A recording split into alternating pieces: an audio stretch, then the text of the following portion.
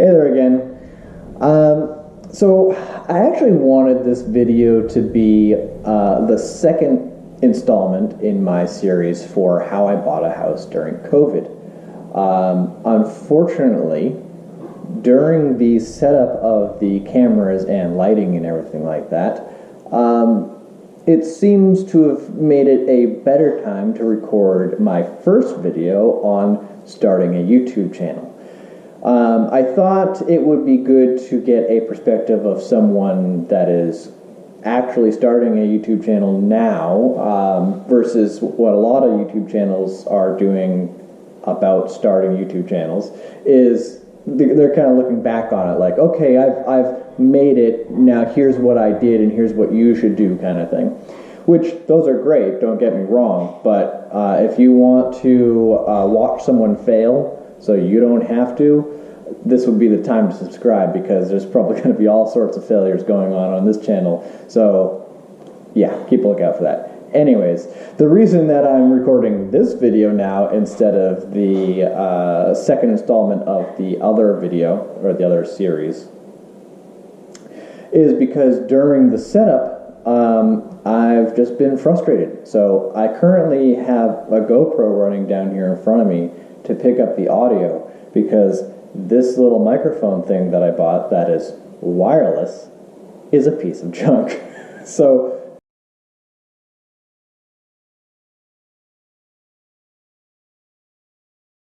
don't cheap out on your audio equipment. If you need to, use two cameras, or what I should really do is I should just change out the lens on my camera back there, which is a Canon DSLR. Change out the lens, move the camera closer, and just use the built-in audio on the Canon camera, which works perfectly fine. But I'm trying to get a better scene here. So if you look at my first video, which is the first installment of how I bought my house during COVID, it's static. There's one camera. It's real close. There's no real background or anything like that. So this time I actually try to do a little bit more. So I've got a light here, I've got a light there, and I've got a light there. Even then, these are improper lights. So lighting is another important factor for your YouTube stuff. Having a dedicated place to do your YouTube filming is important too. So right now I'm in my dining room. I was trying over in the living room earlier, and that was actually a good spot during the morning because I had plenty of natural light, but now that it's dark, it doesn't work out. So being able to control your lighting is very important also. These are all like the normal tips and tricks that you get from the people that have been doing it for 5 years. So I guess I'm just reinforcing it through experience to say, yes, have a place where you're controlling your lighting, make sure your audio is good, and make sure you have a place to set up your camera and stuff like that. Now, I could put the camera somewhere else, but part of what I'm doing with the other series, the How I Bought My House During COVID, I actually come up with a new title. I don't want you to see the house yet until that series has concluded, because you're walking through the process of seeing the house get built, and I don't want to show you the reveal before you've gone through the whole process, because I didn't get to see the reveal before I went through the whole process. Anywho,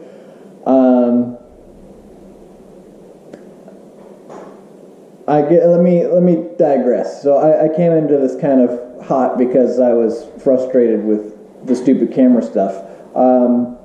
Which is another thing, is like I spent a lot of time just setting up the camera, setting up the audio, and making sure everything was working, that I didn't really have a plan on what to say, which is point number 3. I'm not going to keep track of points, so just, we're talking, and you'll figure out the points as we go through. But anyways, having something to talk about is really important when you're starting a YouTube channel. I originally wanted this to be a little bit more informal. I didn't want to have to write down a script or research things every time that I came in to do a video, which in the long run I don't want to do and I'm not going to do. But in certain circumstances, like this, or certain pieces of the house series that I'm doing, that does require talking points, at least. I'm not going to do huge research or anything like that. I'll do talking points, and then if people have questions on a specific subject, then I might dig into it a little bit more. Getting back to the point, I don't have anything written down for this, and I don't have anything written down for the next episode either. I do have ideas. I have ideas of talking points, but I don't have anything laid out just yet. And I think that's one thing to keep in mind when you're starting your YouTube channel. What are you? First of all, it's a matter of what you're going to be doing. If you're doing more heavy research type stuff or tech reviews or whatever, then obviously you're going to be more focused on what you're doing. You're going to be more focused on having something written for what you're doing, because you have to go through a process. You're not just going to spin off a review off the top of your head or anything like that. You're going to, presumably, if you're doing a proper tech review, you'd say, here's product 1, here's product 2, here are the tests that we did, and here they come out, right? You do a comparison. So you have a little bit more of a structured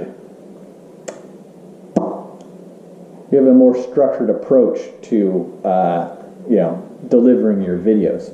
Whereas talking from experience, right now, between the house thing and the YouTube thing, the two series that I'm working off of right now, there's no guide, there's no structure to the video as to how that video should go. So there's nothing that says, you grab X number of products, you list out X features in X category, and you produce Y results, and you end the video. There isn't any of that for this type of, I'm talking from experience to give you information so you don't have to screw up stuff like I have to screw up stuff. Now, granted, I could probably watch more YouTube videos and screw up less, but where's the fun in that? So the other thing is, when you start your YouTube channel, I forcibly kicked myself into starting my YouTube channel at the beginning of the year because I needed to get something down on paper. I needed to get a video out there to force myself to continue to do that. If I didn't put the first one out, I probably wouldn't have done any of them until now. Which I only got one out in between then, so I take that as it may. Take that as you will. Take that as you will.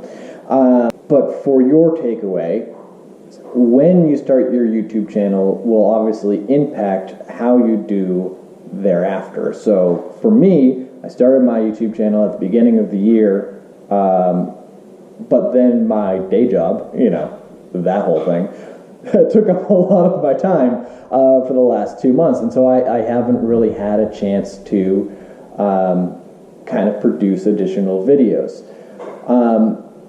Counter to that, having a wide span of time between your first couple of videos is good because it gives you a lot of time to reflect on the video that you made, what you do differently, things that you could improve upon. You could buy different equipment in the interim.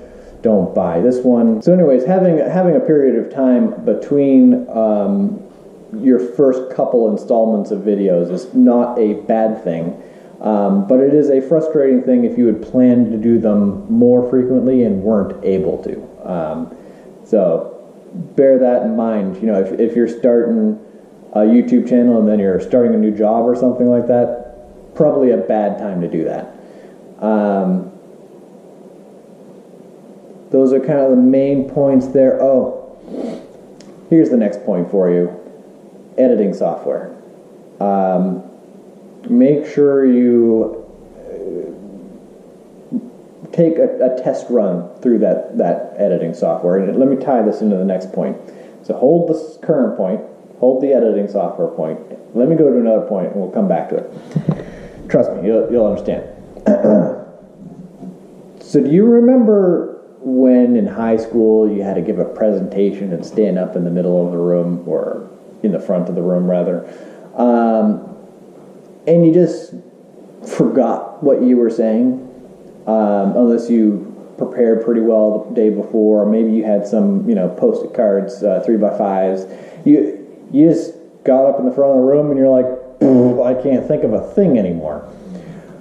Well, that same thing happens when you stare into the barrel of a camera, because somehow or another you know that you're talking to a bunch of people, and so you get the same kind of mind freeze. Now, I never really got stage fright, so I can't speak to that. You might.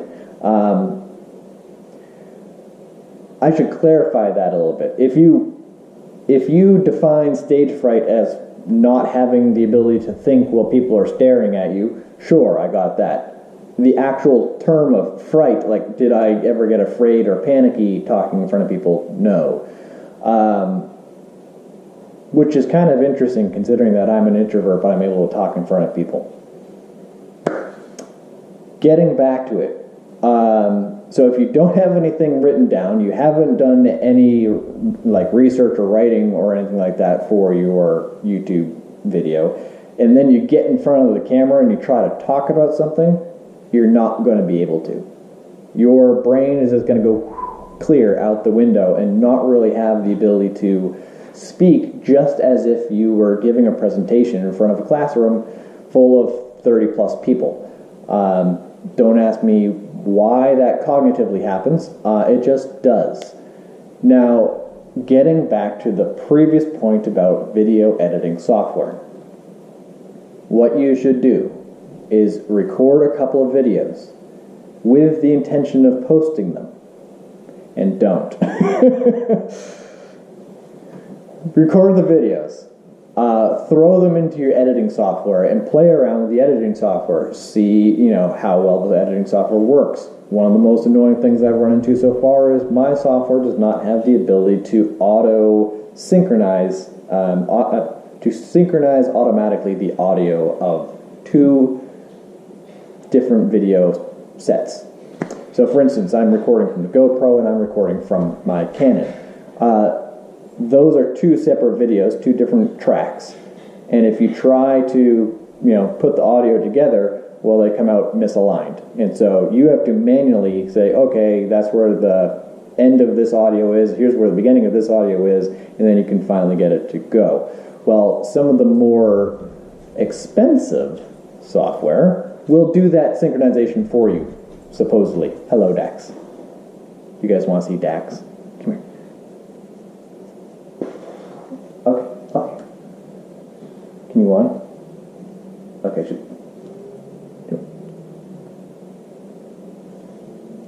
you want to get down?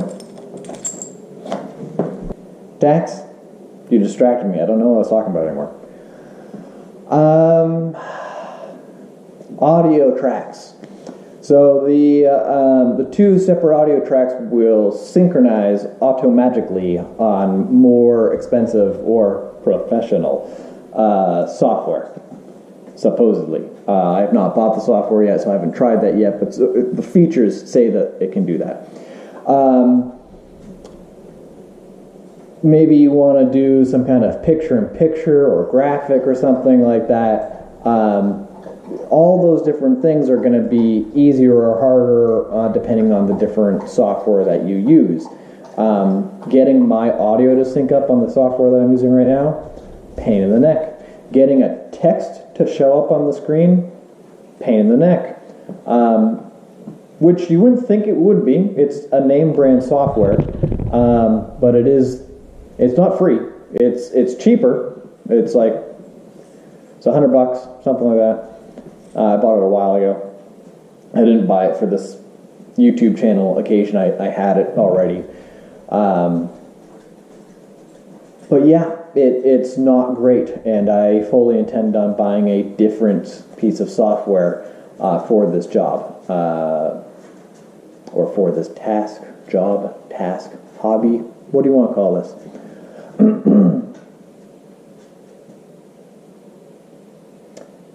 So yes, I fully intend on buying a different piece of software in order to do video editing better, because it's probably the worst part of the YouTube experience so far. Like, the audio part's annoying to set up the microphone and then have the microphone not work. It's annoying to get the lights and stuff going correctly, and it's annoying to get the camera, blah, blah, blah. Editing it all after the fact is worse.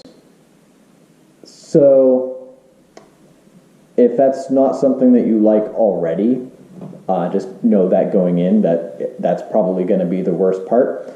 I may, depending on how well this continues to go, I might hire someone to do, X number of videos or something like that, because it's that annoying to me. It's also time consuming. Like, you can spend maybe 30 minutes recording a video, and then it takes you, 4 times that to edit it, because you have to kind of watch the video once, understand the whole content of it, cut out the parts that don't matter, like this part right here, and then, make it all into a viewable experience. Maybe you then want to put music in the background or something like that, so then you have to add all that stuff in, make sure all the music segues correctly or whatever. So the video editing part is the more time-consuming aspect of creating a video. That's also with the caveat of not having a research aspect of your videos. So right now I'm talking from experience, so I don't have to do as much into the research at this time. Other videos in the future I'll probably do more research into, and that will become the more time-consuming part, but I like the research part, so that's not as big of a negative to me. Let's see, we talked about audio, we talked about video editing, we talked about dogs. So one of the other things that I want to talk about with creating a YouTube channel, and this is akin to talking in front of a group of people, is just like you might forget everything that you intended on talking about, you might also tend to ramble as you're trying to figure out what to say. So generally speaking, I'll think a little bit before I say what I'm going to say. But when I was initially talking to the camera, I couldn't get past that I can't think of anything moment. And so any kind of one word that would flow into my brain would just go right out onto the camera. So that's another reason that you might want to record a couple of videos with the intention of posting them, and then just don't. To get yourself used to talking to a camera. And I think that's one of the key differences between actually giving a presentation in front of people and and talking to a camera. With the camera, you have a delay between what you actually said and what's actually going in front of people. And so you can use that to kind of mentally calm yourself down. Like, I knew going in that was the case, logically speaking, but my brain apparently didn't. So I needed to, take the steps myself to slow that process down and go, okay, I'm not actually talking to a group of people until I hit the upload button. So I needed to walk through that in order to slow my brain down so I could actually talk to the camera appropriately.